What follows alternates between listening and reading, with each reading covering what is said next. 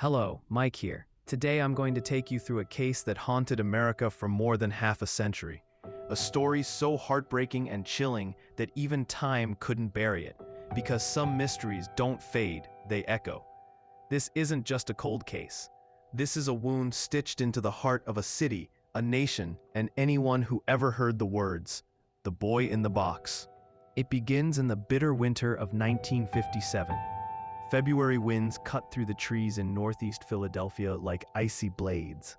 The streets were quiet, the ground frozen, and nature itself seemed still, almost as if the world was holding its breath.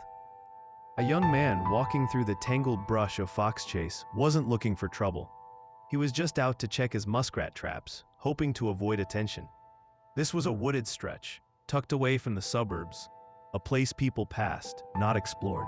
But then, through the brown grass and broken branches, something caught his eye. A large cardboard box. At first glance, it looked like trash.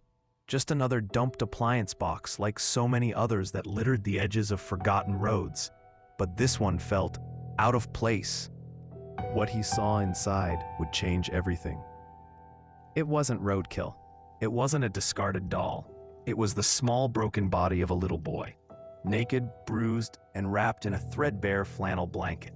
His head had been recently shaved, and his limbs were folded strangely, as if someone had tried to make him fit inside the box like an object. But the horror wasn't just in how he looked, it was in what was missing. There was no identity, no name, no one looking for him, no one mourning. And that was just the beginning. Inside that box lay the naked body of a small boy. He looked no older than 4 or 5. His hair had been crudely chopped, almost shaved, with uneven patches left behind. His tiny frame was covered in bruises. He had surgical scars, including one on ankle and groin. He was wrapped in a thin flannel blanket, and his expressionless face still looked peaceful, as if he had just stopped crying. There were signs of prolonged neglect, starvation, and abuse. But perhaps the most disturbing part, no one had reported him missing. Police arrived quickly. News spread fast. Flyers were printed. The boy's face was plastered across newspapers, gas stations, post offices. Investigators combed through missing persons reports across the country. Orphanages and hospitals were contacted. Schools were questioned, but nothing matched. It was as if the boy had never existed, as if he'd been erased from the world before anyone had a chance to know him. Authorities nicknamed him America's Unknown Child, and the case quickly captured public attention. The investigation turned desperate. The box he was found in had once held a baby bassinet sold at a local J.C. Penney store, but no one could trace it. His fingerprints were taken and compared nationwide. The FBI joined in. They even brought in psychics, hoping for a miracle lead. Some said he was kidnapped. Others claimed he was born out of wedlock and discarded. Someone suggested he'd escaped from an abusive home only to meet a brutal end. But every theory, every tip, every road went cold. Among the most compelling leads was a theory involving a foster home not far from where the body was found. It was a large, ramshackle house known in the area for taking in children.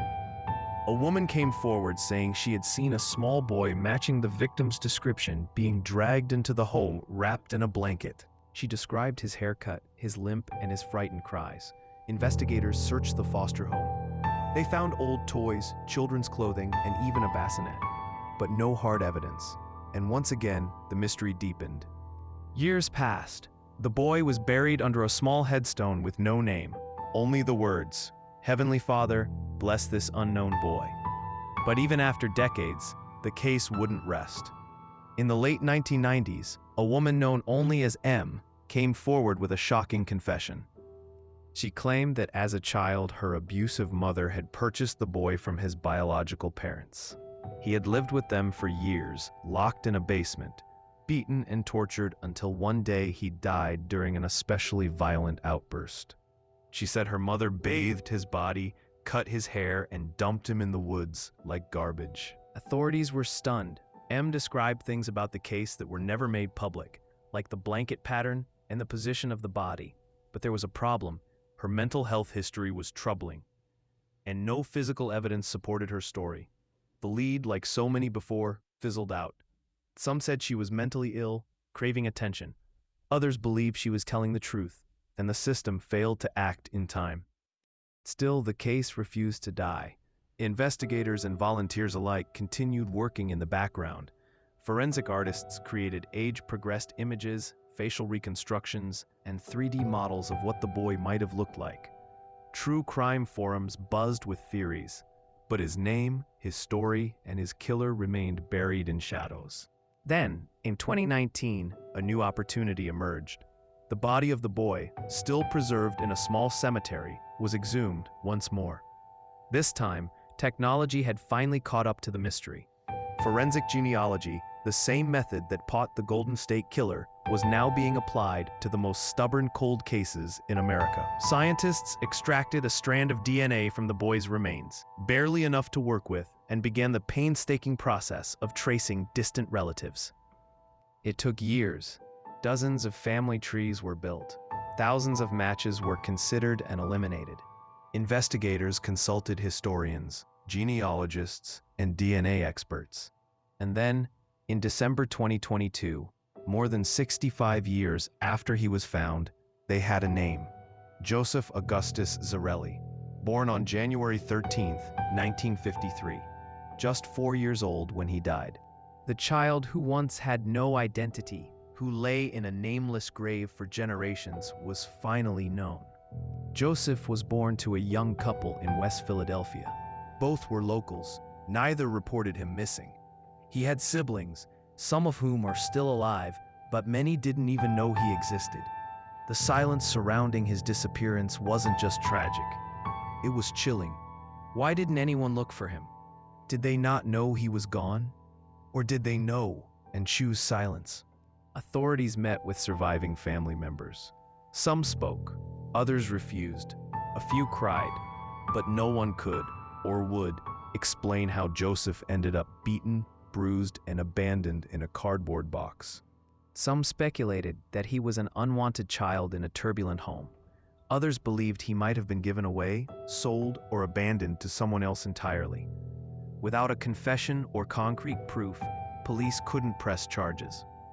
Even after learning his name, the murder of Joseph Zarelli remains officially unsolved.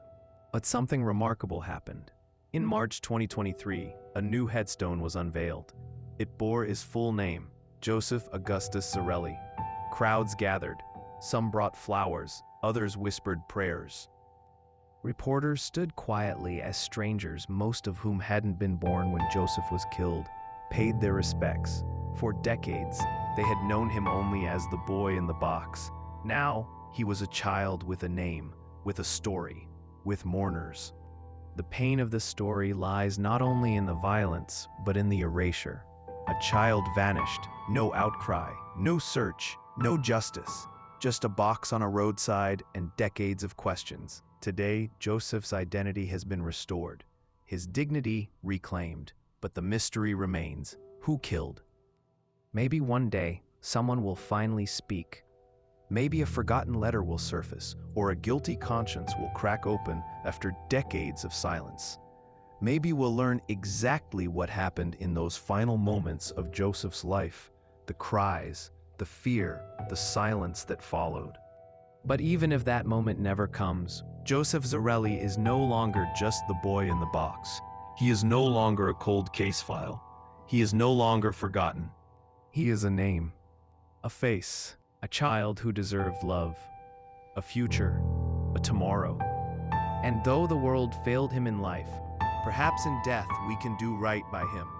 Not just by remembering his name, but by remembering the children who are still unheard, still unseen, still waiting to be saved. These stories, however old, however painful, matter because they remind us of the silence we ignored, the questions we left unasked, the justice still waiting to be served. If this story moved you, if Joseph's silence echoed in your heart, don't let it stop here. Share his name, talk about his story, and if you want to hear more cases like this, the ones that demand to be heard, subscribe to the channel, leave a comment below, and hit the bell icon so you don't miss what comes next. Because every child deserves a voice. and every voice deserves to be heard, even if it took 65 years to find it. This was the story of Joseph Augustus Zarelli. He was 4 years old, and now, at long last, he is known